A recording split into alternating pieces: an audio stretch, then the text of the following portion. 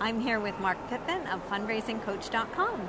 And Marc, you have a new book, and you have developed a whole process on how to get past the fear of fundraising. That's right. I love it. Can you help us? I love fundraising, and I think it's the biggest privilege that anybody could be given to help somebody take what they work so hard 40, 60, 80 hours a week to and put it into something they really care about. Yeah. It becomes addicting once you've asked for a major gift and you see people actually realize that they can help make the world better. It's like crack. Well, for me, it is. Yes, thank you. I should use Not that term. I've tried. I call it addicting. Right. I'll take your word for it.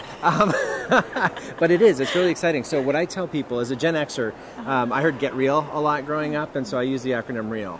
The 4 steps for fundraising to get ask without fear are R, which is research. And you have to research your cause. Most people don't start researching their cause. If you ask a nonprofit how much you need to raise, many people will say more. Yeah. They don't have Lots. a specific dollar amount. So researching your cause, researching your prospects, so you know who you're talking to. Then engaging them, so it's not just asking, but it's getting to know the prospects and getting to let them get to know you. Then the A stands for ask. Nothing happens without an ask. And the L in Get Real is love. And it's all sounds so warm and fuzzy, and sometimes you can't love people, but you can live with their decision, or you can even like them sometimes. But nonprofits that can handle a no well set themselves apart from a lot of other nonprofits, because so many nonprofits will just retreat. Move on. Yeah. And most donors' no's are not no's. They're not really no's forever. They're just not now.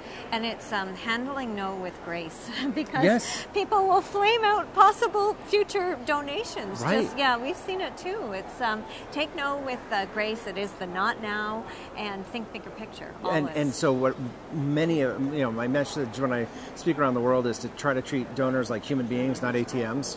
Wow. And so just having that respect and respecting the dignity and respecting the person's ability to make a decision that you don't have to agree with. I have really set you apart. A really small tip on that, but we work with some really beautiful donors, people who year after year give to causes, and in some causes that other people ignore. And the ones who do really well, the organizations are really thoughtful to those donors. They don't treat them like ATM machines. Oh, that's so good. Yeah, and they'll do little things like pick up the check. Just because that person has more money than you doesn't mean that you can't be the one to buy the coffee or buy dinner. It's always nice to be treated. Well, when there's a bunch of us that blog for nonprofits, and every year, many of us give out $10 to 10 different organizations to see how they'll treat us. Oh. And most of the time, 7 out of 10 don't even send any acknowledgement at all. Really? Like, just not even a receipt. Wow. So, let alone treating like an individual we don't expect a $10 gift to merit a dinner. No. We wouldn't want that. No. But just some sort of form letter, that sort of thing that is personalized. I don't know. There's just certain simple touches you can do that make people know that you care about them.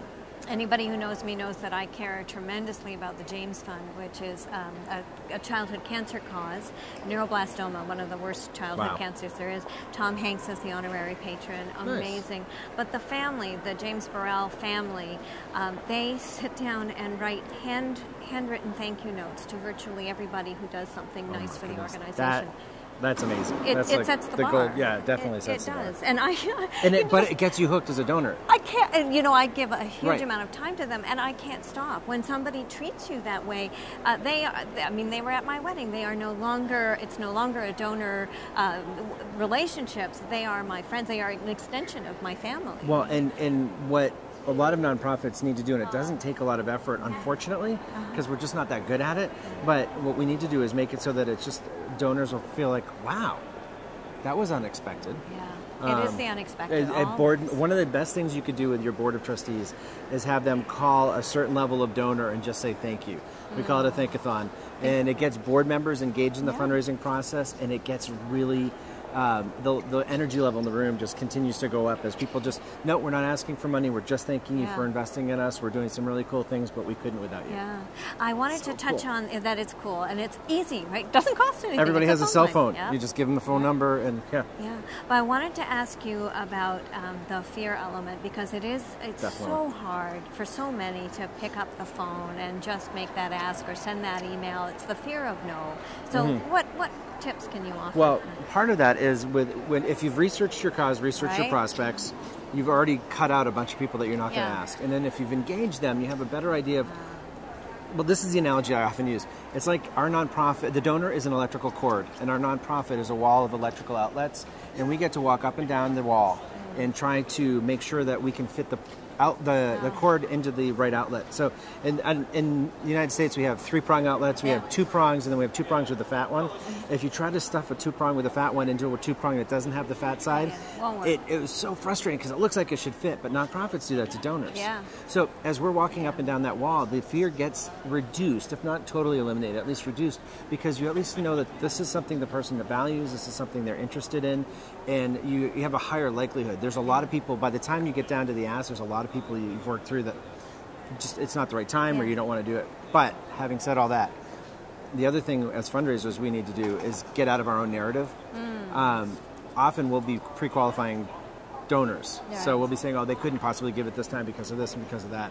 And time and again, if we just ask the donor and treat them like adults and let them make their own decision, they could often surprise us and make a stretch gift that excites us and excites them too. Yeah, it's true. It's really, it is a matter of, you take away the fear if you've done your work and you know who's likely to come to the table, and you just stop, you trust in your brand and your what you're doing. Definitely. And even if there's a little fear, courage isn't the absence of fear, it's pushing through the fear. So if you have some courage, you can definitely ask without fear. So have courage. Yes. Thank you. You're welcome. Thanks. It's been a pleasure. Yeah, fun. Yay.